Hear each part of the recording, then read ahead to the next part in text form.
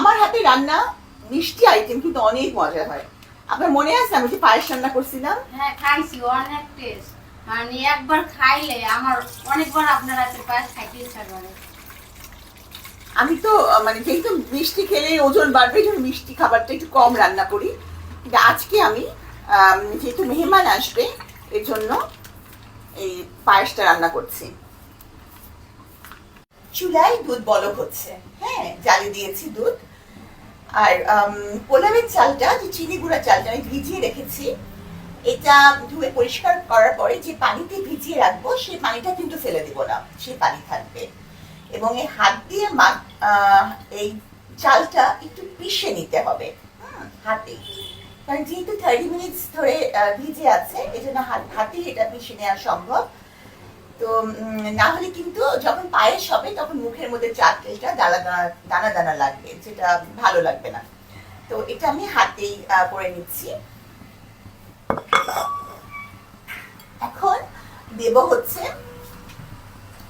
এলাচ, এলাচ আর দারচিনি। এলাচ দারচিনি দেওয়ার পরে কিন্তু এটা আমি আবার কিছুক্ষণ পরে তুলিও নেব, ঠিক আছে? এই যে একটু কেয়ারফুল না থাকলে এই অবস্থাই হয়। দেখছো কি অবস্থা হলো? সামান্য একটু লবণ,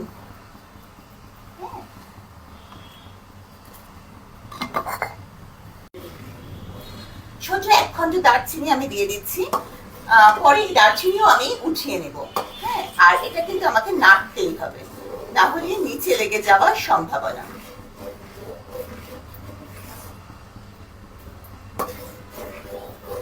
না ঘন হাতে না নাড়লে কিন্তু চালটা দলা দলা হয়ে যাবে।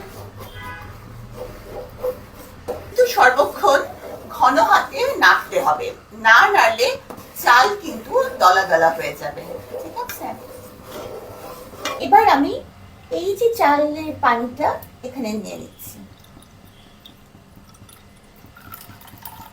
এই চালের পানিটা দিয়ে আমি দুধ গুলাবো, গুঁড়া দুধটা গুলিয়ে নেব। আমি ডিপ্লোমা গুঁড়া দুধটা এই চাল ধোয়া পানির সাথে মিশিয়ে নিচ্ছি।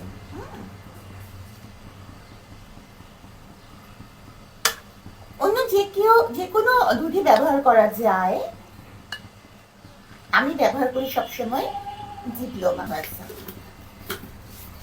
ও বাবা, ও বাবা, এইটাই হচ্ছে সবচেয়ে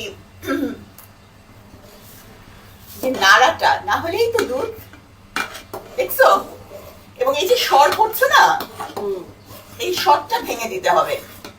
সরটা ভেঙে দিলে সরটা আবার দুধের সাথে মিশে যাবে, তখনই হবে আসল মজা, তাই না?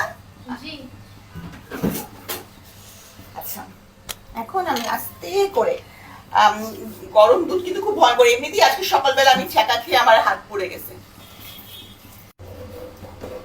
এখন যেহেতু আমি গুঁড়ো দুধ দিয়েছি, এর জন্য আমাকে আরো বেশি নাড়ানাড়ি করতে হবে, না হলেই কিন্তু গুঁড়ো দুধের জন্য এটা নিচে একেবারে লেগে যাওয়ার সম্ভাবনা, ঠিক আছে? এখন আমি এলাচ উঠিয়ে ফেলবো। এলাচ যদি পায়েস খাওয়ার সময় কারো মুখে বাজে সেটা কিন্তু খুবই ভয়ঙ্কর লাগে, এই জন্য এলাচ এবং দারচিনি দুটাই আমি এখন উঠিয়ে ফেলছি।